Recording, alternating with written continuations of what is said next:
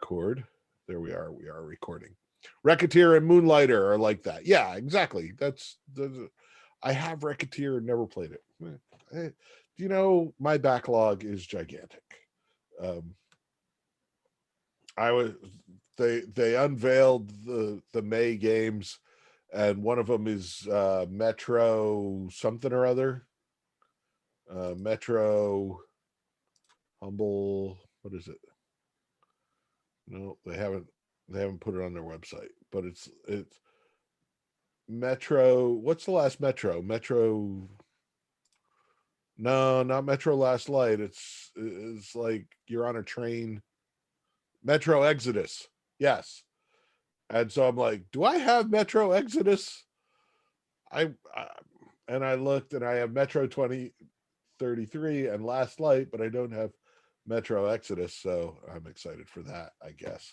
I've never played a Metro game, so go figure. Metroid 4, yes, exactly. Isn't that called Returnal now? So things to do. Once again, Varun, stop me at 3:40 so that I can hand the reins over to Ro and Eli. Is Eli here? Yep, sounds good. Ethan, not Eli. Ethan, sorry. So I realized that I still have, even though I talked about it at 4 p.m., I haven't talked about the Missing Locksmith in here. So that was a fun little game. Ro, I can see you're lit up, and you're not muted, but I can't hear you for whatever reason. So if you're trying to speak, I can't hear you. So we start out with a zip file with some what are they? They're like PNGs, and where is it? I think it's in downloads. Missing Locksmith case files. Okay. Come on. Where is it? Missing.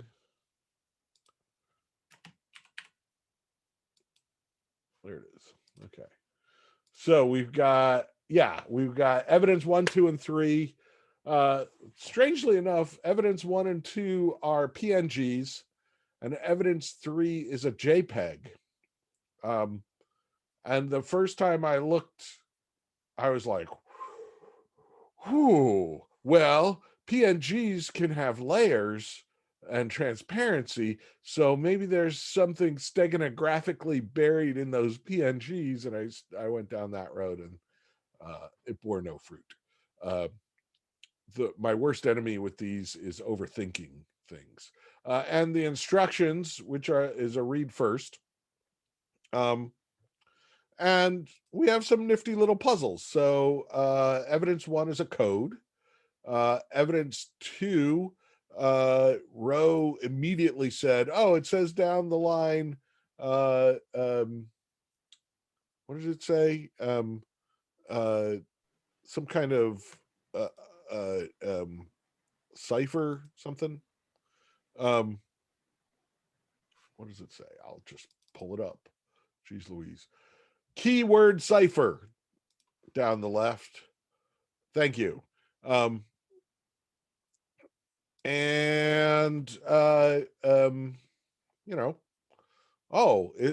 I immediately say, oh, it's a keyword cipher. And then what's the keyword? And then in the PS, it says the fourth word of Jane Eyre.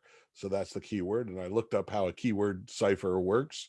And I put together the key. And then, I don't know, Ro, did you manually decipher the ciphertext in evidence 1? Yes. Good for you. Those layabouts in 4 p.m., they found an online tool where you put in the keyword and you put in the ciphertext, and it just told you what the plain text was.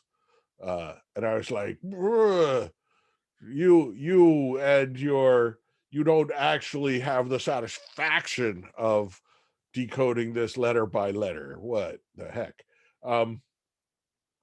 And the cipher text, or the plain text, was take Princess Eugenia and subtract Princess Harry. And so then we went, I don't know, I Wikipedia'd and saw that Princess Eugenia is 10th in line for the throne, and Prince Harry is 4th in line for the throne. And so that's, or vice versa, 6th in line for the throne. So it came up with 4. The other class, they started researching, and different sites gave different who's numbers in line for the throne, and they got either 3, 4, or 6, which complicated things for them. We just were dumb and used Wikipedia like you're supposed to, and got the right answer, or got what we thought was the right answer. The other thing is, in the instructions we are told, and I want to point this out because this is, and in fact, I'm going to share this screen. Share. So in the instructions, we're told that there are 3 thieves, essentially,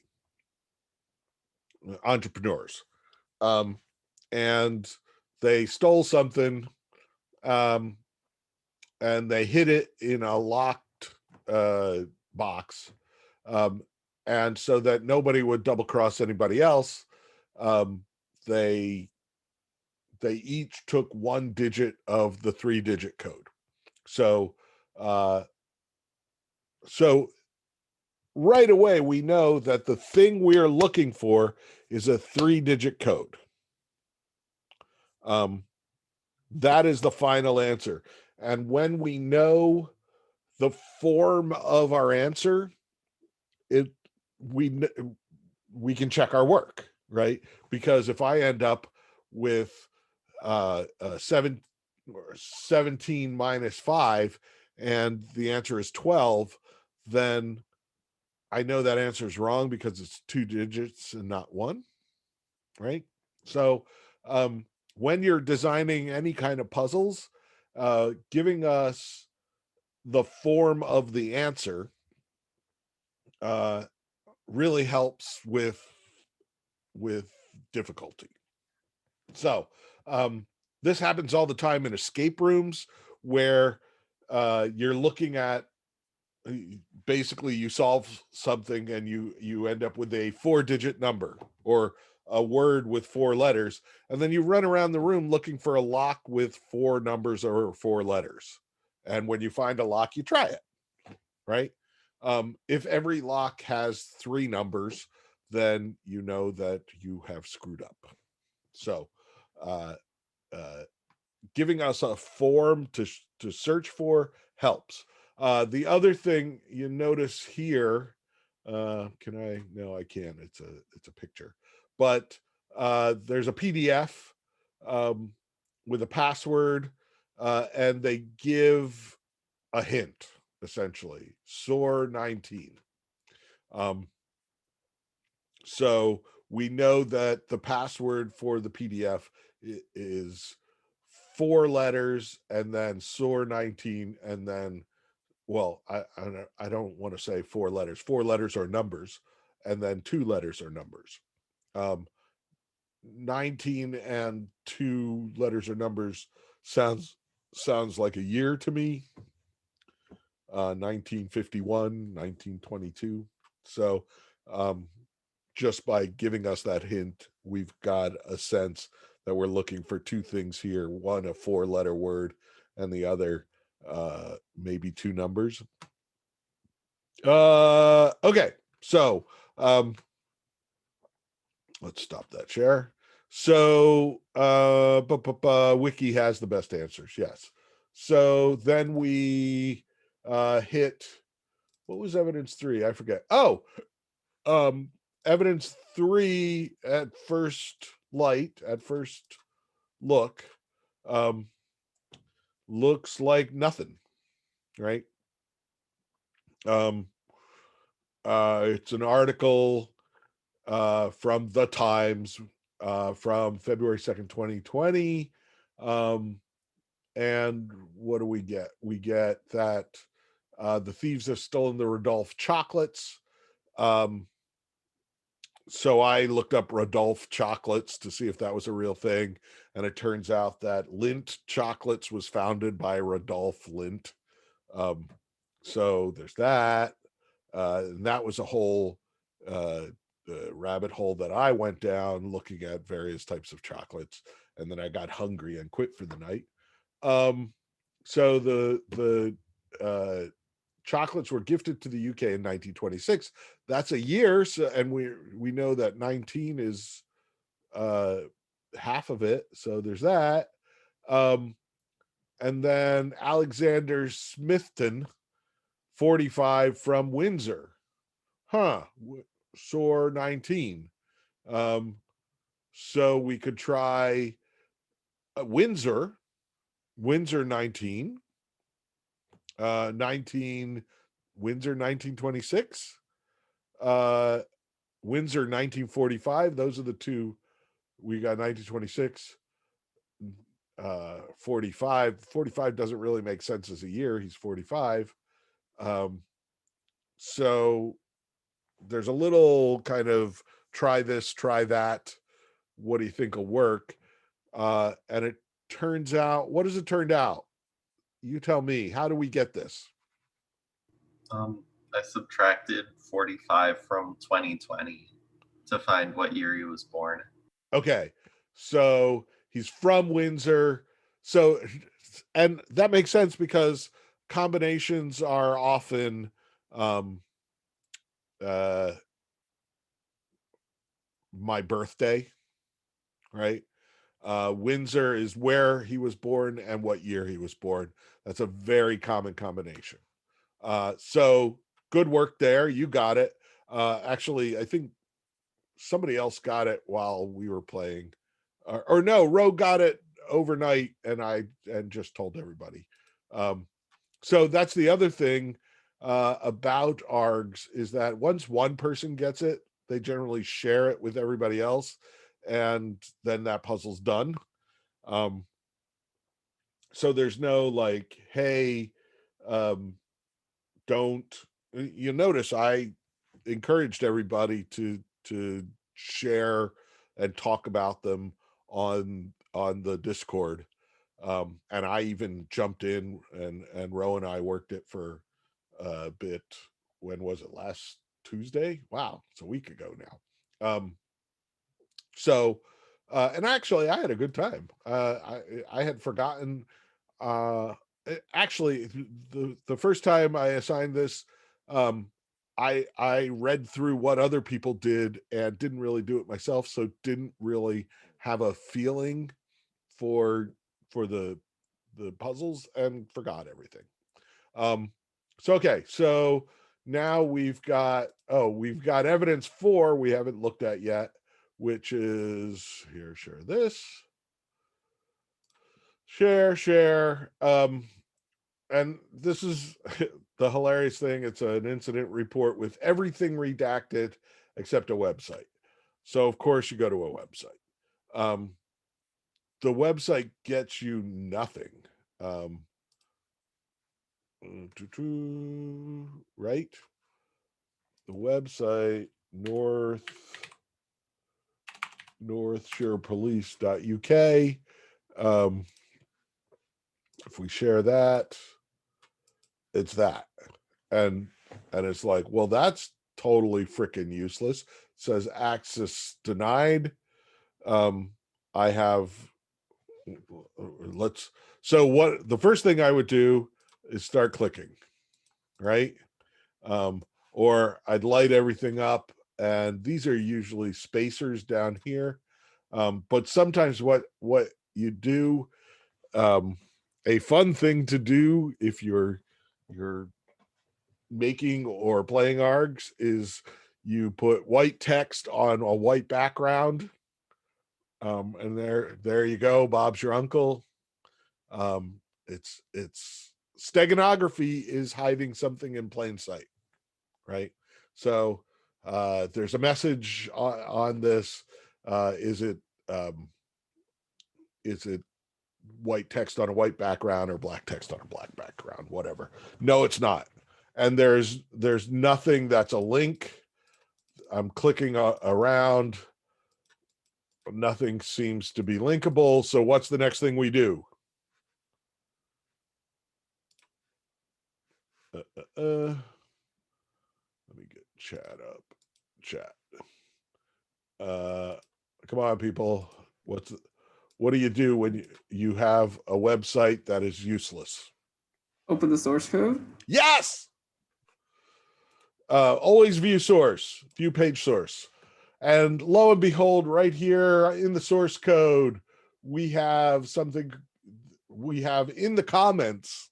It's always in the comments of the source code, classified incident files list and a bunch of links to other PDFs, all of which, if you copy and then paste, you get a totally redacted case report, except for, I think it's this one. Boo, boo, copy. Boop. V. That one. So what's different about this? Well, it's not redacted. What can we glean from it? Alexander Smithton, we've heard of him, right? He has been asked to attend the station for questioning. Roger Wales has been questioned and released. DCI Wilkes recorded a call Wales made to his wife, which may be of interest. Please request. Huh. Okay. So please request. Oh, look, here's an email address, twilkes@northshorepolice.co.uk. So, well, here's something. We've got DCI Thomas Wilkes. That's our first, well, not our first, but it's a real character that we can contact, T. Wilkes. So in our case, Rose sent an email, and within minutes, she got a reply, right? Right. Right? How long was it? Like a minute. Okay. So I am going to, honestly, I didn't do this myself. But I'm going to show you the email. No, is the email led to a link, right? Where's the link?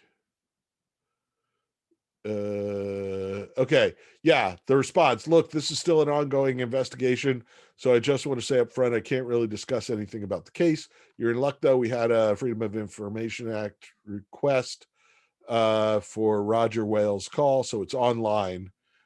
So here we go.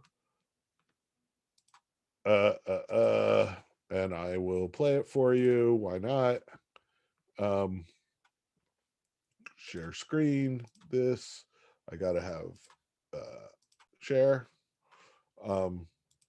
First bit is 30.849040. Second bit is minus 94.856740. Okay, so first bit is sorry. So I want to point out that that is the point where this went from a cool collection of puzzles to an ARG. The difference is that a cool collection of puzzles is a cool collection of puzzles, right? Nothing wrong with a cool collection of puzzles. I like cool collections of puzzles. I have books of puzzles in all around the house. In fact, I'm even going to show you. Have fun with this. This is old, and apparently y'all don't know about this. It's so old because years ago I would bring this up and everybody would go, "Oh, not prawn." And nowadays I bring this up and everybody's like, "What's that?" So this is a game called Not Prawn.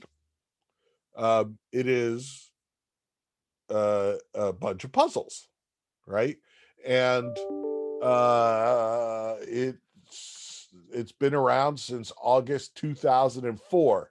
It is old enough that it has a counter of how many people have been to this page. That was a thing we used to do. Now not so much. So, and it's in 3 different languages. I can start in English. Here we are. It's a web page. It says enter the door. See that? It's got funky sounds. So, and you'll notice that everywhere but the door, my cursor is just a cursor, but on the door, I have a little hand. So I'm going to click on the door and oh, look, here we are. This is our first puzzle. And you notice it says 2. The first one says 1. It's got a little hand pointing up. And it gives us a hint. The door is closed. Trick it or reach level 3 in a different way. Address. Where's the hand pointing? So I'm just going to quickly do this because I don't feel like screwing around. And I'm going to change level 2 to level 3. Here we are on level 3, right? And let's look at this. Boom. Did you see that?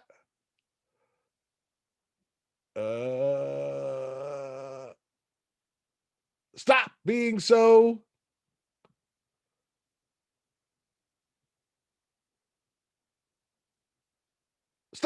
negative. Stop being so negative. What do we do?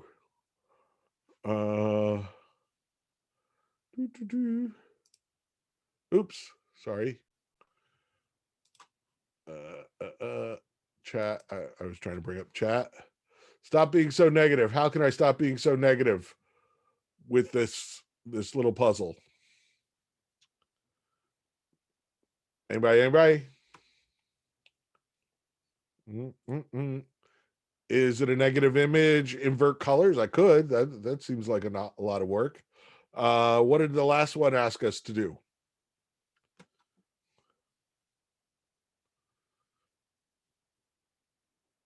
I'm not going to get out Photoshop. I will give you a hint. Write positive in the URL. Well, let's look at the URL. The URL is deathball.net. Not prawn false. Move to the other site. So negative, false is negative. So if I change false to true, I make it positive, and boom, here we are on level 4. And this will go on for 138 levels. I'm not going to go past this. This is a good little introduction. They get progressively harder, but they never stop being a puzzle after a puzzle after a puzzle, right? And I think I've gotten to 9 or 10, honestly, out of 138. It's not very far. Before I'm just like, oh, every time I feel amazing, I solve the puzzle, and then it gives me a harder puzzle. Makes me crazy. And I get tired and I go home.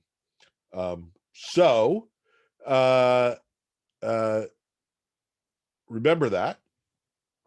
What is the difference between that and an ARG?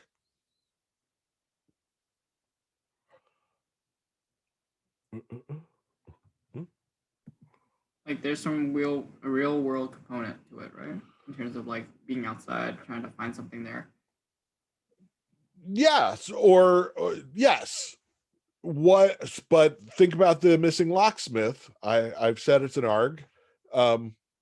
Thus far, it's been a series of puzzles, but I said this is where it changed into an ARG. Rose says it's contained. Well, it is contained on this website. Multiple forms of media. Later on, Not Prawn gets kind of weird with that. ARGs require you to seek out additional info. Yes, ARGs have a narrative, although there are lots of puzzle things that have narratives. But ARGs have characters that you can interact with, right? Even if it's just an autoresponder on a Gmail that sends you an email, it feels like Rose sent this guy an email and he sent an email back, right? So we corresponded with a character that felt like a real person, even though it was an autoresponder on our Gmail. When you have characters, when you ask people to interact with fictional characters, that's when it becomes more of an ARG than a collection of puzzles. There are lots of ARGs that are really just collections of puzzles, but having characters interact with players is really the hallmark of alternate reality games. So I'm gonna cut to the chase because I'm gonna post this on YouTube, and the poor Missing Locksmith, I don't want to blow the whole thing wide open. But in the end, you come up with 3 different numbers, and row. I put the 3 numbers in the order we found them, and I was told I was wrong. And then I said to Row, "Hey, I think I got the 3 numbers, but it says I'm wrong." The other class said the princes are this or this. Should I try those numbers? And Row said, "No, that number's right. You just have them in the wrong order." So a 3-digit number you can brute force, right? But that is inelegant. It's also if you are depending on your players to brute force, you have not designed a good puzzle. The other class said, "Oh, it's in alphabetical order by the 3." Yes. 5 minutes to 3:40. Okay, yeah. It's in alphabetical order by the last names of the 3 thieves. Smithton, Dubros or whatever it is, and I forget what the other one is. But so there is because we were like, that's kind of lame that they didn't give us a hint as to the order of the 3 digits, and they did. It's in alphabetical order by each of the thieves' last names. So that's kind of cool. But hopefully you played with it a little, looked through the Discord on how to solve it, and got some ideas. I want to show you one more thing. This is a different ARG entirely. So one day now, when was it? 2012. So 9 years ago. Like 5 different people emailed me a YouTube link and said, or not a YouTube link, an actual link, an actual website where this movie was, and said, "Hey Dean, this seems right up your alley," right? So I am going to share this with you, and make it go full up, and this is, I'm not going to play the whole thing. This is my Milwaukee. This is my Milwaukee. This is my Milwaukee. This is my Milwaukee, too. Why not make it yours?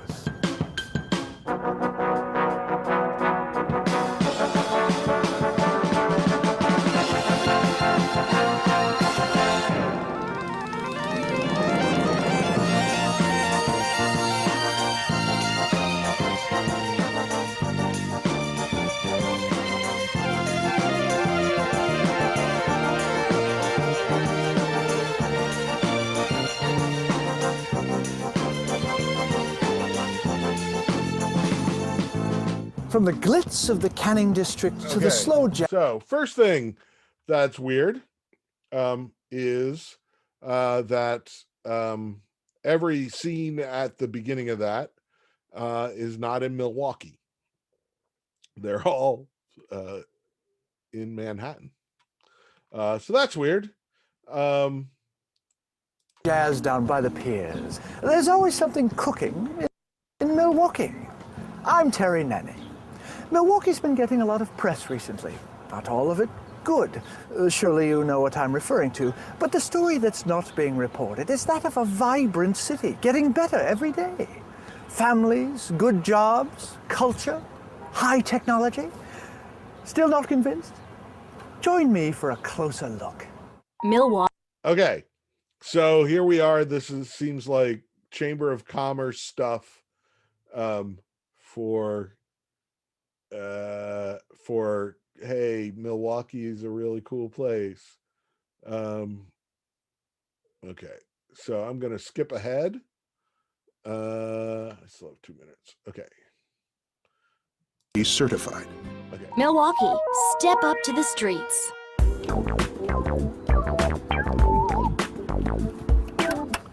By now, you've probably decided to move to Milwaukee. But relocating isn't easy, especially if you've got teenagers. You'll certainly have to have that big family talk. But before you do that, let me give the kids some fun facts about Milwaukee. Have your wife bring the children into the room during this temporary pause. Sorry, grown-ups. This section's for teens only. Kindly leave the room. Hey, teens.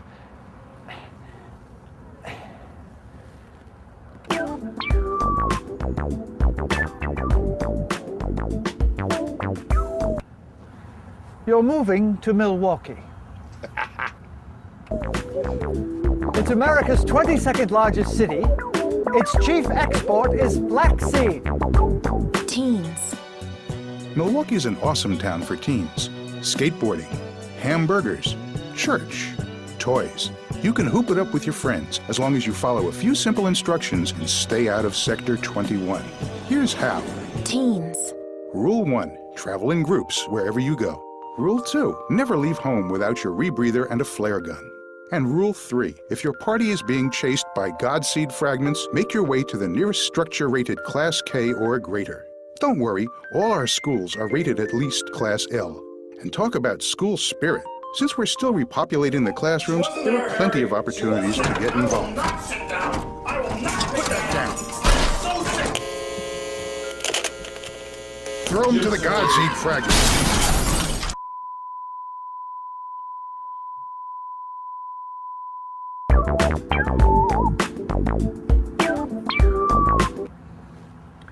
Leave the room and invite your parents back. The kids seem excited. Milwaukee, a place. Okay. So yeah, teens.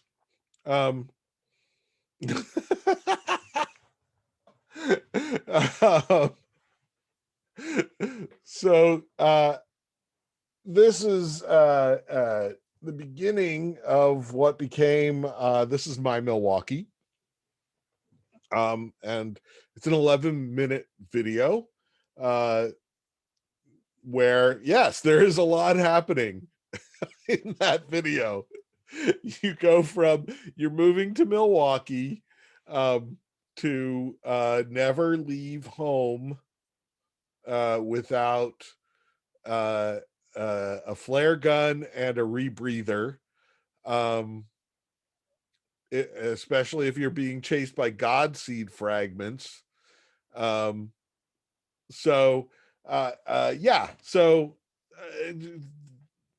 there's more stuff throughout.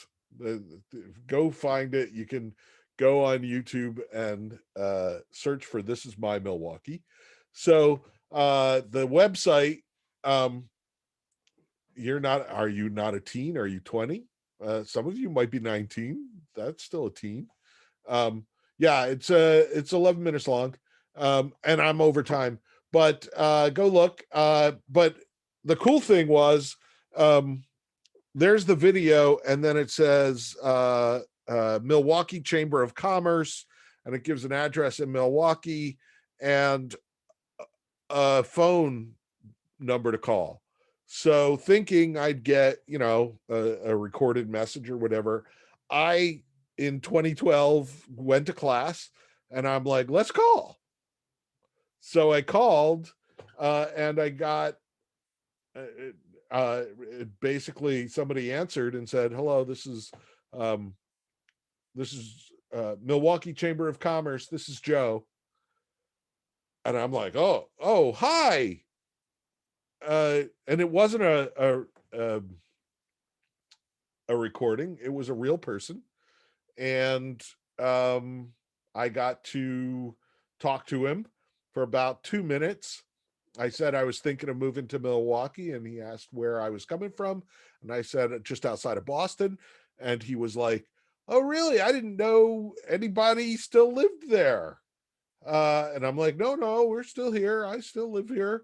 How are you getting to Milwaukee? And I'm like, I figured I'd head out on like 84, maybe. He's like, oh, be careful in the Badlands. And I'm like, okay. Yes. And then the phone started going, and I'm not sure if it was actually doing it or he was making sounds into the thing. And he's like, I think I'm losing this connection. And he hung up. So I frequent message boards where people talk about this sort of thing. So I checked the message boards, and people were like, hey, did you call the number on This Is My Milwaukee? I got to talk to this guy named Joe, and we started comparing notes and saying, what time? What's time? Oh, anyway, it was in the afternoon, and I don't know, this was in 2012. So we started, everybody could call, and he'd pick up, and they could ask a couple questions, and then they'd get disconnected. And after 5 p.m., a different guy started picking up, a guy named Kevin. Oh, it's 3:44. Okay, time. I'm going to stop. I'll pick this up on Thursday. Ethan, Ethan. Hi. I'm going to mute myself. Hello. Sorry. So leads, if you're here, we're trying to organize a meeting as soon as we can. I saw Huang and Laura put down times in Discord. So other leads, are you able to meet today if you're here? And then I guess the other one's on here.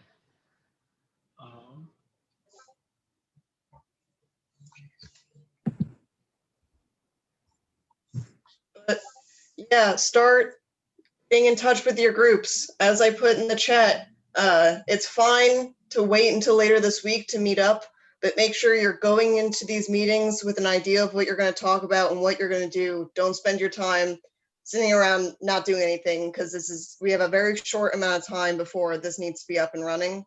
So just make sure you know what you're doing when you enter these groups. If you don't want to speak up right now about meeting times, that's fine. But leads, we should have a chat at some point. And if it can't be all six of us, we can do half and half and then compare notes or whatever, but we should all meet. So I think if no one wants to talk about what times they're available right now, make sure you're active in the Discord about it. Other than that, looks like other groups are figuring out times, which is great. Again, make sure you know what you need to do when you get into these groups. If you have questions, ask the other groups that may rely or that you are relying on in order to get whatever your job done, or talk to us. So, sounds good. Question. So it's next week on Wednesdays when the arc needs to be discoverable, right? Yeah. And it, so that, go ahead. I don't know, it's just the sooner we have a plan, the better. As one of the artists, like having a short amount of time is making me nervous enough as it is, but I can't really do anything without a plan. Yep. And that's what I'm saying. You guys can wait until later this week to meet up, but just know that you're cutting down time not only for yourselves, but for the other groups. So really make sure you get into gear. If your meeting isn't until Friday, start working on stuff now and throwing out ideas. And there's a chance that you can go into this meeting already with a plan. So.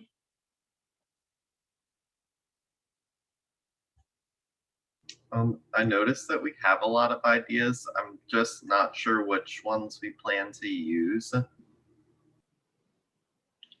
Yeah, so I think that that would be something that a meeting with us, the producers, and you guys, the leads, that's something we'll figure out, like structure, a final idea. So the sooner that we can have that meeting between producers and leads, the better, so that our teams know pretty much how to structure their work, ideas they're working on. So I'll ask again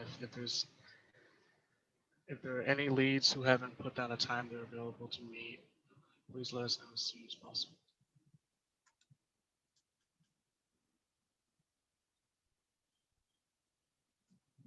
I think that's it from me.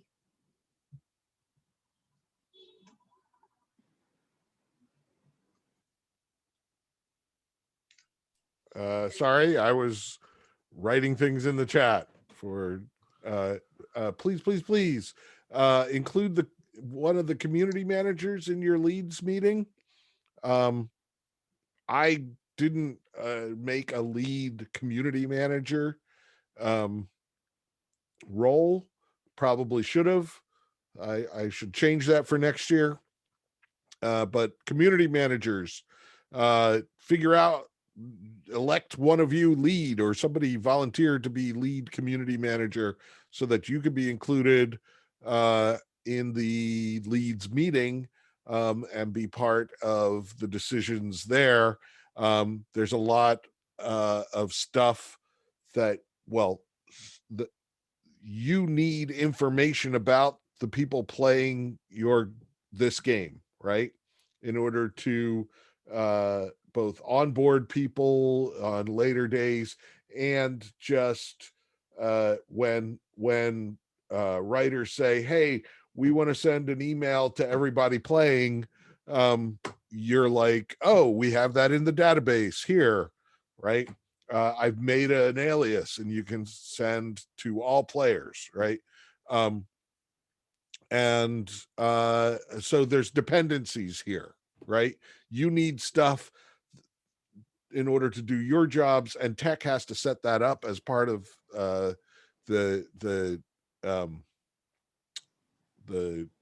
what you call it, the rabbit hole, whereas they're going to need stuff from you in order to do their jobs, and you've got to make sure that you have that information ready for them. So I don't want, I want to make sure, because like in the past, community managers feel like they're second class developers sometimes, that they're just,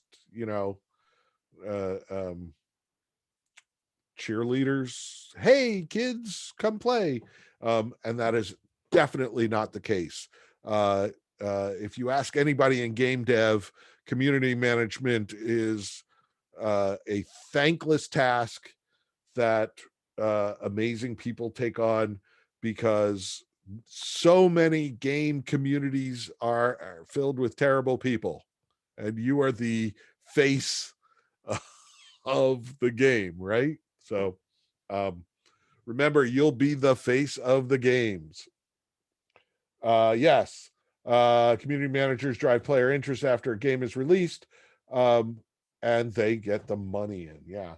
Well, in this case, not really, but because there's no money coming in. So, but There goes my retirement plan.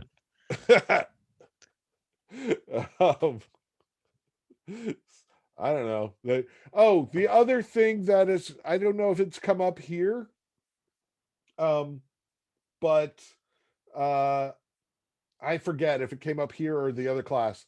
The question about budget for this thing, because if you want to register a domain name, or set up a month of web hosting or what have you, in the past, I have no budget for you. Just going to say that right off the top. In the past, essentially, when we're in person, one of the producers or somebody appointed brings in an envelope, and everybody in the class chips in $1 or $2, and with 25 people in the class, you got 25 or $50. That's enough for a month of web hosting and a couple of domain names. Can I insert here? Yeah. If your website is mostly based in HTML, PHP, what have you, then you can use something like 000 web host. Similar, remember, Dean, what we did for the escape room? Yes. Back in menus. And you can use that and just get your thing up for free. Okay. So there are those as well. You can, if your website is based on static script, then you can maybe use Netlify that runs on like FaunaDB and stuff like that. So there are options that you can explore. Okay. I just want to talk about budget, in that, in past years, the artists have said, hey, we need a budget because we're going to buy t-shirts or costume stuff for characters. How do we get money for that? And basically it's $1 or $2 from everybody in the class, and go with that. So it's a little harder here with y'all being remote. Varun, yeah, give him a link to that hosting site. I'll put it on Discord. Okay, cool. Also, Varun, you should be checking in at these meetings too. Please include Varun in your meetings. CC me to emails and places that you want me to be in, and I'll be there. Yeah, he is a resource. And he's also my eyes and ears that are going to keep you all from getting me fired or killing each other. So and we'll talk about that on Thursday.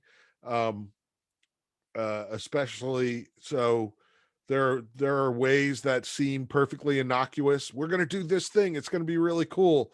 And I say, wait a minute, what happens when Joe WPI college guy is walking by and isn't paying attention, and suddenly people are protesting, and it's a whole thing, and he ends up at health services thinking he's been poisoned. So that would get me fired, right? Especially if there's many of them.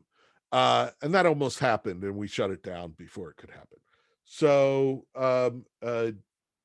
Varun is my eyes and ears on the ground.